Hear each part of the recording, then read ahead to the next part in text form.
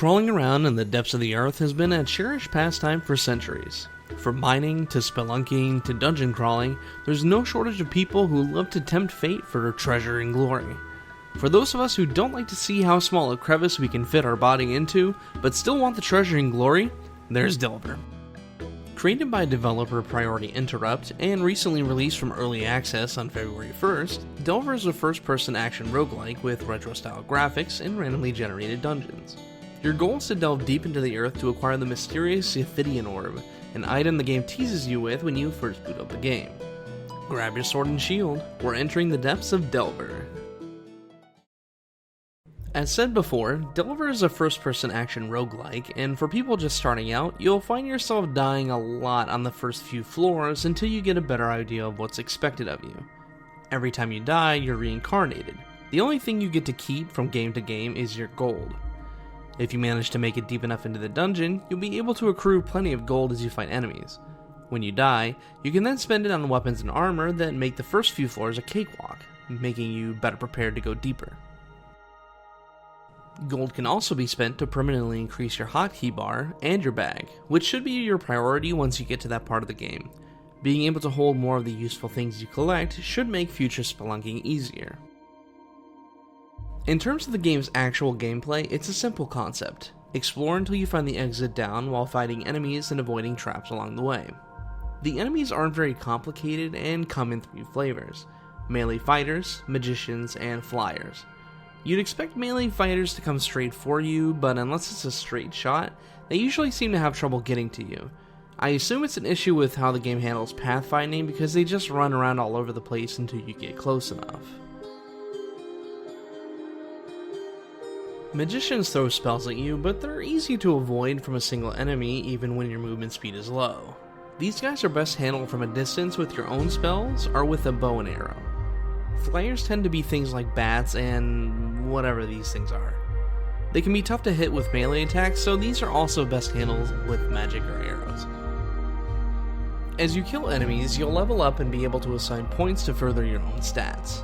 Health, attack, defense, speed, agility, and magic are self-explanatory, except for agility. One of the game's features is that most weapons, including wands, can be charged, making their attacks more potent. Increasing agility allows you to charge your weapon faster and move around faster while charging. If you charge your weapon strategically, in most cases, you don't have to worry about the decrease in speed.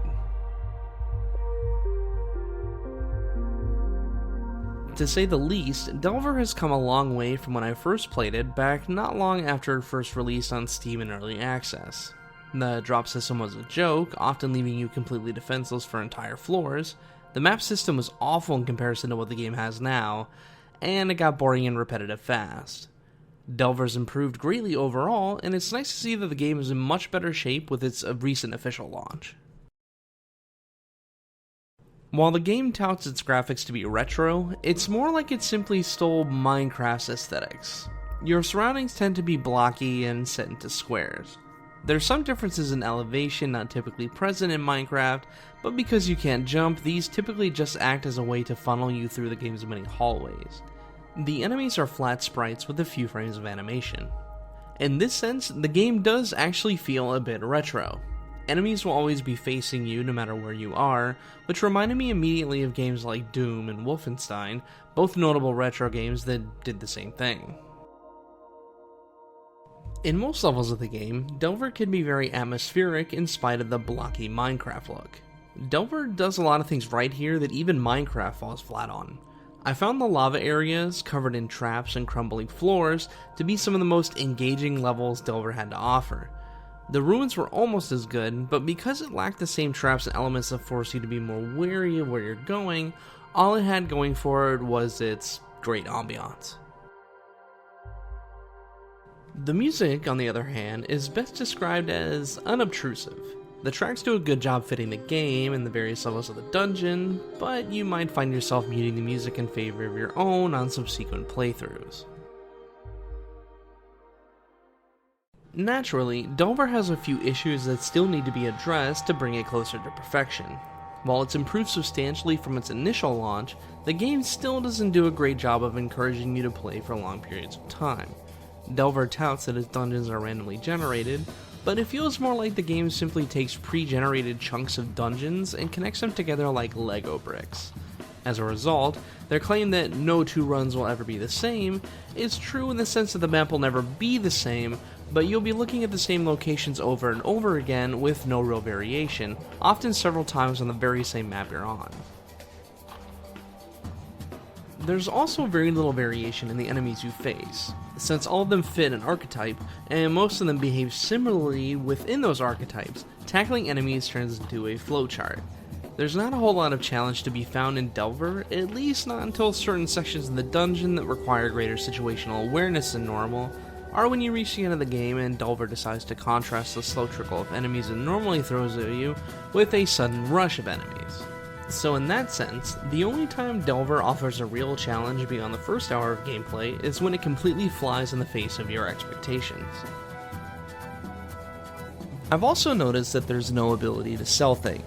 Even though shops exist throughout the dungeon's various floors, you can't sell any extra items that you have on you, meaning that hoarding them in hopes of saving gold for future runs is pointless, and you're usually better off throwing away any excess items you don't need.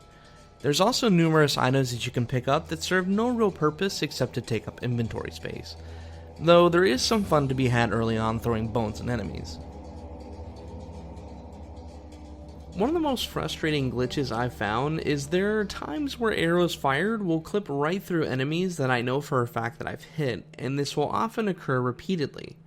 I expect this issue to be tackled at some time in the future, but as of this review, it forces you to reconsider your options when you're fighting enemies or risk wasting precious arrows. This is at least balanced out by the game allowing you to sometimes retrieve your arrows, but the real issue here is the lack of consistency. Finally, it feels like the stat system doesn't reward you enough for anything other than health. Once you realize the weapons do suitable damage, armors negate need to invest in defense, and that rings and amulets can help offset speed stat drops for more powerful armors, all that's logically left for you to invest in is health when you're able to, and the rest into attack and magic to keep damage output high. It's unfortunate that the game lacks the flexibility to allow you to try different kinds of stat builds, but considering the game is still under development, that may change in the future. Delver is leaps and bounds better than when it first entered early access, but while there's huge and much needed fixes and improvements, there's also some things that need tackling before it's even worth its original price tag, at least in my opinion. Back while in early access, Delver was $8. Now out of early access, the game's price has almost doubled to $15. For a game sorely lacking replay value with the very apparent faults it currently has, I'm not sure I can really recommend that price tag. It's also worth noting that Delver has a Steam workshop. As of this review, there's not much to see here and not much of it is really that great, but there's potential. If you're looking for a retro-style first-person dungeon crawler, for $15, this game can help scratch that itch. Thanks for making it to the end with me. Pick up your loot, then join us on social media. Links to our Minds, Twitch, and Twitter pages can be found in the description below. See you soon.